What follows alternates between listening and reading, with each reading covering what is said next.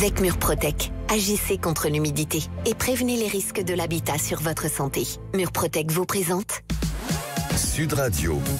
Parlons IMO, Maison Saine. Bonjour, rebonjour à tous. On va parler d'un geste simple que beaucoup négligent, mais qui peut faire toute la différence. Faut-il vraiment aérer un meuble neuf avant de l'installer? Pour m'aider à y répondre, j'ai le plaisir d'accueillir Bruno Tudal.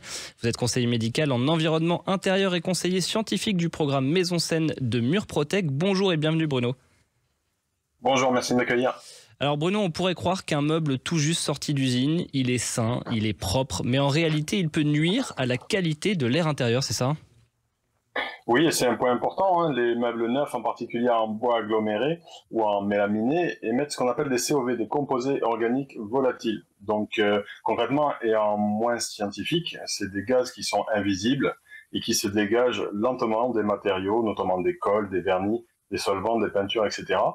Et ils peuvent rester dans l'air pendant des semaines, voire pendant des mois après l'installation. Et ce que vous appelez COV, on les respire sans s'en rendre compte? Oui, tout à fait. C'est des gaz qui sont irritants, voire toxiques à long terme, comme le formaldéhyde. Et dans un logement qui est peu ventilé, en fait, ces émanations peuvent s'accumuler et polluer durablement l'air intérieur. Donc c'est d'autant plus problématique dans les chambres d'enfants où les pièces peu aérées. Et nous, est-ce qu'on doit s'inquiéter seulement pour les gros meubles ou même un petit bureau ou une petite étagère, ça peut poser problème? Oui, même un petit meuble peut dégager des COV s'il est fait en matériaux transformés. C'est pas une question de taille, mais de composition. Parce qu'un meuble bas de gamme en panneau de particules contiendra souvent plus de colle qu'un meuble en bois massif. Et ça vaut aussi pour les meubles pour enfants ou pour les jouets? Oui, et c'est même encore plus important puisque les jeunes enfants sont très sensibles à la qualité de l'air, car leur système respiratoire est en plein développement. Et donc un lit bébé neuf, une armoire, une petite chambre fermée, ça peut suffire à générer une atmosphère irritante s'il n'y a pas d'aération.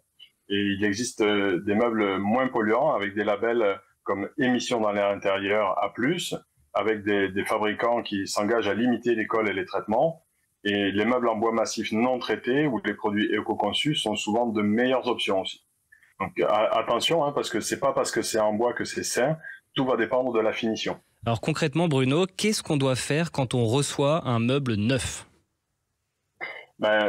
Tout d'abord, il faut, si possible, laisser le meuble à l'air libre quelques jours avant de l'installer, dans le garage, dans le balcon ou dans une pièce vide par exemple. Il faut ouvrir les tiroirs, les portes pour que les émanations s'échappent au plus vite. Aérer la pièce plusieurs fois par jour, surtout pendant les premiers jours. Et éviter d'y dormir ou d'y laisser un enfant dormir immédiatement après l'installation. Et moi, je tiens aussi à faire attention à la température, puisqu'on recommande de ne pas dépasser 19 degrés dans une pièce de vie. Alors en fait, ce que vous dites, c'est dans le logement où l'aération naturelle est limitée ou peu efficace, c'est utile vraiment de s'équiper peut-être aussi d'une centrale de traitement de l'air. Oui, tout à fait. Cette centrale ne va pas se contenter de brasser l'air comme une VNC classique. Elle va renouveler, filtrer et de réguler en continu. Donc c'est une solution qui permet de maintenir une qualité de l'air optimale, même en présence de sources de pollution intérieure comme les meubles neufs. Et Bruno, un dernier conseil pour les auditeurs qui s'installent ou qui rénovent? Oui, il existe aujourd'hui des dispositifs qui assurent un renouvellement de l'air maîtrisé. Donc c'est particulièrement utile dans les logements rénovés récemment, qui sont bien isolés à l'air, voire trop, et où l'air a tendance à stagner. Et une réponse plus globale et plus durable à la problématique de l'air intérieur dans ces centrales de traitement d'air. Pensez qualité de l'air avant esthétique. Merci beaucoup Bruno Tudal. Bonne semaine. Merci Grégoire Darico. Sud Radio. Parlons IMO, Maison Saine. Avec Murprotec, agissez contre l'humidité et prévenez les risques de l'habitat sur votre santé.